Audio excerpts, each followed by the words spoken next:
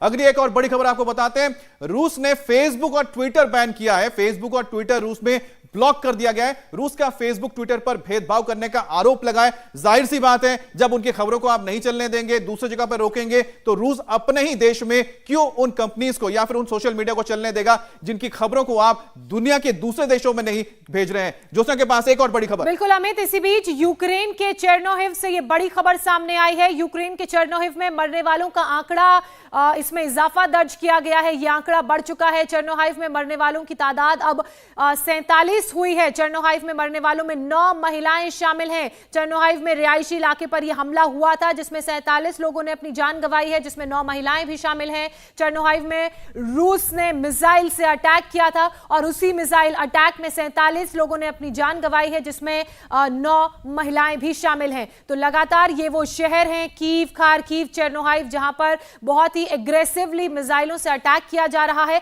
हालांकि अटैक से पहले रशिया ने यह जरूर कहा था कि आप सिविलियंस को इन इलाकों से हटा दें, क्योंकि हम जैसे जैसे आगे बढ़ेंगे एग्रेसिवली हमारी फोर्सेस वहां पर हमले करेंगी। और वही देखने को मिल भी रहा है। कुछ लोग बंकर में चले जाते हैं, कुछ लोग सेफ पैसेज के जरिए बाहर निकलने की कोशिश करते हैं, लेकिन इन हालातों में जी बिल्कुल जोशना, लेकिन जो जगह हम जिक्र कर रहे हैं कि चेर्नोहिव का हमने जिक्र किया है, अस्थना सर, हम दो चीज आपसे जानना चाहते हैं, क्योंकि आप इसको बता पाएंगे। एक तो कि चेर्नोहिव इसलिए इंपॉर्टेंट है क्योंकि ये बिल्कुल खार्किव और साथ ही साथ आपको बता दें कीव के बेहद करीब ये पड़ता है। और उसके साथ ही हम देख रहे थे कल पोल्टावा में भी लगातार हमले हुए थे। तो कुल मिलाकर जो कीव के आसपास के ईस्टर्न पार्ट में जो शहर है उन पर हमले किए जा रहे हैं। दूसरी बात है जो मदद मांगी गई है जर्मनी से। आखिर ये जो आप युद्ध में जो चल रहा है, स्ट्रैटेजिकली क्या चीजें चल रही हैं? देखिए, ऐसा होता है कि जब कीव में हमला होगा उसके लिए बहुत ज़्यादा फौज की ज़रूरत है। और आपने देखा होगा एक 60 किलोमीटर के कॉन्वॉय, 60 माइल के कॉन्वॉय की भी बात चल रही थी, 40 माइल के कॉन्वॉय की, जो तो अभी अभी उसमें कहाँ ये होता है कि जब आप इतने बड़े शहर पर हमला कर रहे हैं, उसके बाद में उसको सपोर्ट करने के लिए आपके लॉजिस्टिक कॉलम आते ही रहेंगे। और उनको उनकी सिक्योरिटी के लिए जो उस रास्ते में या उसके आसपास जो छोटे छोटे शहर पड़ रहे हैं उनको एलिमिनेट करना जरूरी है। अगर आप एलिमिनेट ना भी करें तो एक सामरिक भाषा में कहा जाता है मास्क करना, कि वो आपके कॉन्वॉयज को डिस्टर्ब ना कर सके। क्योंकि ये जाहिर है कि जितने भी ये शहर हैं इसमें कितना भी अगर आप बोलें कि हमारा रूसी कब्जा हो गया है, कुछ ना कुछ आदमी जरूर ऐसे होंगे जो यूक्रेन के वहां रहेंगे और जो लड़ने के लिए और इनका जो प्लान है उसको बर्बाद करने के लिए कोशिश करते रहेंगे। और उनके पास कुछ हथियार भी होंगे।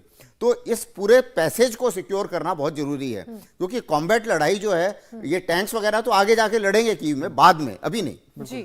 लेकिन उनका जो सप्लाई लाइन है उसको सिक्योर करना। सर, आपने सही बताया। मैं लोगों को इसलिए बता दूं, सर ने जिसका जिक्र किया था, क्योंकि हम चेर्नोहिव की बात कर रहे हैं। चेर्नोहिव बिल्कुल कीव से साथ में लगा हुआ है और ये रूस के बॉर्डर से भी लगा हुआ है चेर्नोहिव। और उसके साथ ही अगर बात करें पोल्टोवा की, तो वो भी खार्किव के साथ लगा हुआ है। दोस्तों, आपके पास बड़ी खबर आ रही है। ज़पोरिज़िया न्यूक्लियर पावर प्लांट का एक नया वीडियो सामने आया है। रूसी सैनिकों से न्यूक्लियर पावर प्लांट पर हमला रोकने की अपील लगातार की जा रही है और रेडिएशन हुआ तो भारी तबाही मचेगी। ये आप पावर प्लांट के अंदर की तस्वीरें देख रहे हैं। पूरा यहाँ पर देखिए स्ट्रैटेजिकली सारी चीजें मैनेज्ड हैं और ये वही इलाका है, मुझे लगता है त्रिपाठी जी, ये वही इलाका है जहां से सारी चीजों को कंट्रोल किया जाता होगा। जी, ये तो कंट्रोल रूम उनके होते हैं। लेकिन देखिए, जहां तक इन न्यूक्लियर पावर प्लांट से रेडिएशन की बात है, चेर्नोबिल को कब्जे में किया गया, वहां भी आग लगी लेकिन कोई रेडिएशन नहीं हुआ जी। अब ज़पोरिज़िया में भी देखिए ये हुआ कि मारा गया और आग लगी, लेकिन कोई रेडिएशन नहीं हुआ। ये IAEA ने अपनी रिपोर्ट में बताया कि वहां कोई रेडिएशन। विस्तार से चर्चा करेंगे, वक्त हमारे पास कम, लेकिन साथ में आपको बताएं, तस्वीरें हमने आपको दिखाई थी इस वक्त ज़पोरिज़िया न्यूक्लियर पावर प्लांट की। आपको बता दें, अंदर जो कर्मी है वो यूक्रेन के कर्मी है, जिसको रूस ने बाहर नहीं निकाला है। सिर्फ उन्होंने बाहर के पेरिफेरी को अपने कब्जे में लिया, यानी कि अंदर जो कर्मी पहले से काम कर रहे थे वही लगातार काम कर रहे हैं। इंडिया टीवी हर वक्त हर जगह डाउनलोड करने के लिए सर्च करें India TV news Google play store या ऐप स्टोर पर।